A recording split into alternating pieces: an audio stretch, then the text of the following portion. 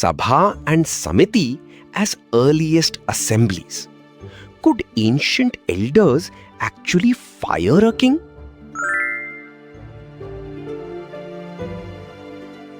Okay, so basically this page says elders could actually fire the Raja? Convenient. Some textbook fantasy from the 1970s. Ancient kings didn't take orders from a village panchayat. It's older than you think, Zara. A lot older. The source isn't a textbook. Prove it. Show me a source older than the British history syllabus and not someone's interpretation. The Vedas, India's oldest texts, 3,000 years old. The word Sabha sits right inside them. A word in a book. A word isn't power. Did these elders actually decide anything? Each Janapada had one. Elders gathered, debated taxes, war, fines, and what the Raja could and couldn't do. Debated, sure. Did the Raja have to listen, or was it theatre while he did what he wanted anyway? A good Raja took advice from the assembly, from ministers. Ignoring them was political suicide. Okay, so basically the king couldn't just do whatever? Receipt, Zara. Ancient kings could not do whatever they wanted. The Sabha actually checked them. So, elders on a raised bench, Raja seated below them, and he actually had to hear them out? Yes, the Vedic line names Sabha and Samiti as the council where clan matters were settled. Fine, but what if a bad Raja just ignored them all? What stopped him? Some texts say an incompetent Raja could be removed by the assembly itself. So, Sabha and Samiti weren't decoration. They were the original brake on the Raja. So your 1970s textbook fantasy was 3,000 years too late. Fine. Next housing society Sabha you sit in, what's it actually deciding? Each Janapada held a Sabha or Samiti of elders. The Raja debated taxes, war, and fines with that assembly. Some Vedic age texts let the assembly remove an unfit Raja. Duties of a Raja in a monarchical mahajanapada. What does a Raja actually do all day?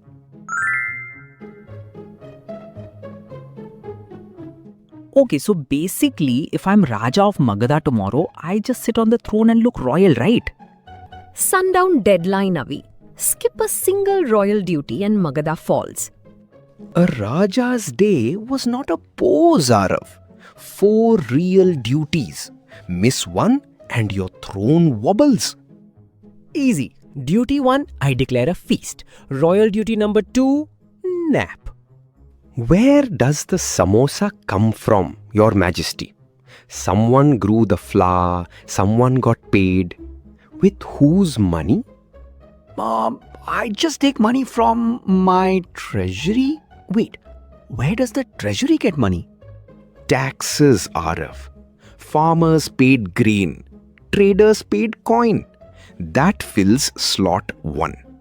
2 slots left, and you've wasted 4 hours. Meanwhile, 2 cart traders are fighting in your market. Easy. I yell, stop fighting from the throne. Done. From the palace? 10 kilometers away? You need courts, guards, judges. That's law and order. Slot 2. Receipt, Arav. A Raja's main job was not sitting on a throne looking important. He juggled 4 full-time duties. Slot 3. Fortifications. A capital without walls and a narrow gateway is a target by next monsoon. Walls don't fight by themselves. Who's holding spears on those walls when the neighbor shows up? Exactly. Slot 4. Maintain an army. paid soldiers, paid every month, even in peacetime. So, royal means tax collector, judge, builder, and general. All four every day. That 4-duty grid is the Raja's actual job, Arav. Magadha, Kosala, Avanti, every monarch ran the same grid. Timer says you lasted 6 hours, Avi. Magadha would have fallen by noon. Fine. Which duty wrecks your day first, Zara? A Raja collected taxes from farmers and traders. He kept law and order with courts, judges, and guards. He built fortifications and paid a standing army year-round. Ganas and sanghas as early republics. Did democracy really begin in Greece?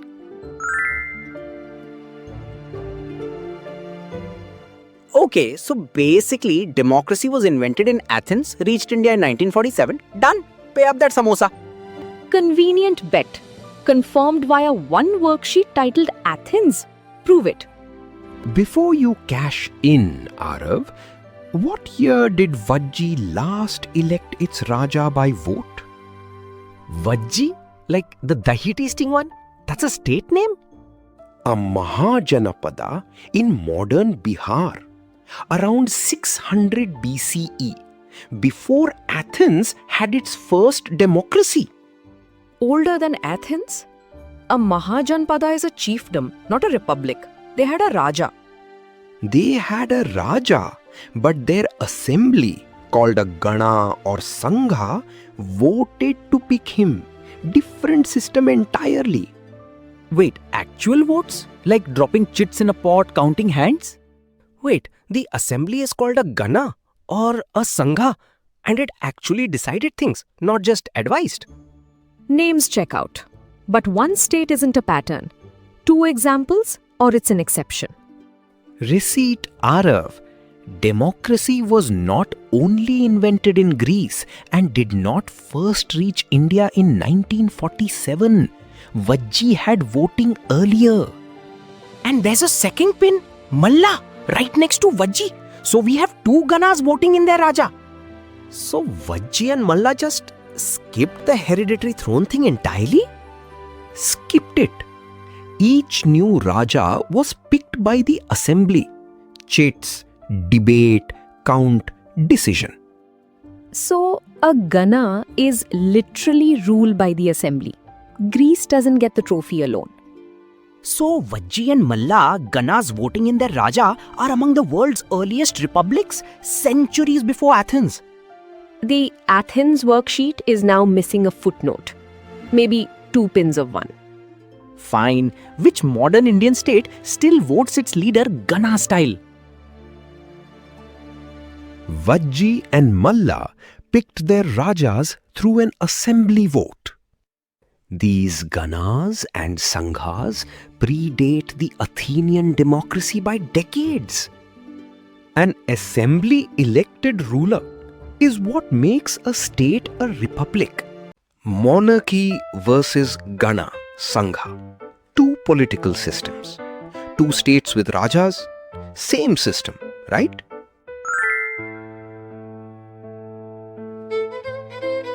Okay, so basically, I pick Magadha, you pick Vajji.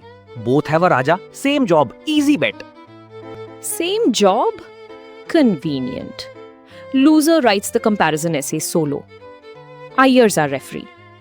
3 rounds, Arav. Succession, decisions, removal.